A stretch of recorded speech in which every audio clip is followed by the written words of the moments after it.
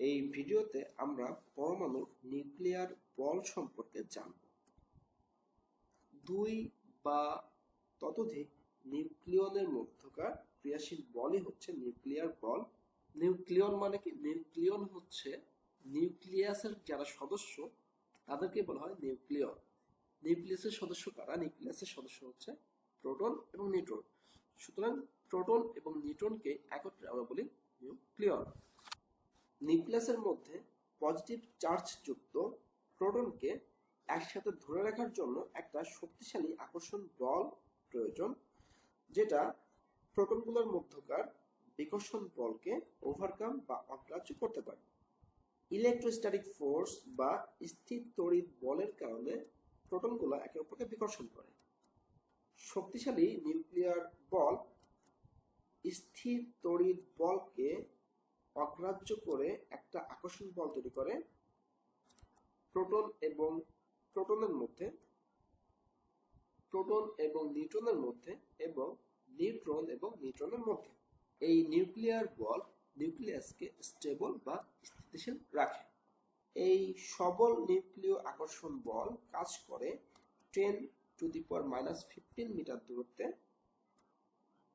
অর্থাৎ নিউক্লিয়নগুলো যখন পরস্পর থেকে 10⁻⁻15 মিটার অথবা তার থেকেও বেশি দূরত্ব অবস্থান করে, তখন তাদের মধ্যে সবল নিউক্লিয় বল কাজ করে। কিন্তু নিউক্লিয়নগুলোর মধ্যকার দূরত্ব যদি আরো কমে যায়, তাহলে আকর্ষণ বলটা আস্তে আস্তে কমে যায় এবং এই দূরত্ব কমতে কমতে যখন 10⁻18 মিটার, রিপিট 10⁻18 মিটার অথবা তার থেকেও যদি কমে যায়, তাহলে তখন নিউক্লিয়নগুলোর মধ্যে একটা দুর্বল বিকর্ষণ বল কাজ করে।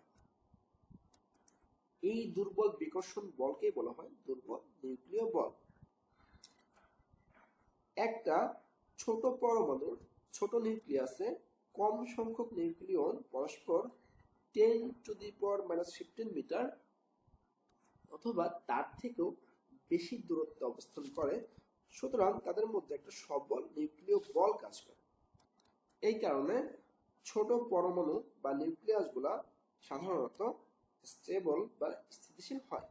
কিন্তু বড় পরমাণু যেমন ইউরেনিয়াম, এর ক্ষেত্রে নিউক্লিয়নগুলো গাদাগাদি করে পরস্পরের খুব কাছাকাছি অবস্থান করে। অর্থাৎ এক্ষেত্রে নিউক্লিয়নগুলোর মধ্যে দূরত্ব 10⁻18 মিটার বা তার থেকেও কম হয়, যে কারণে এক্ষেত্রে নিউক্লিয়নগুলোর মধ্যে দুর্বল নিউক্লিয় বিকর্ষণ বল কাজ করে। ফলে এই ধরনের নিউক্লিয়নগুলো অস্থিতিশীল বা আনস্টেবল হয়ে থাকে।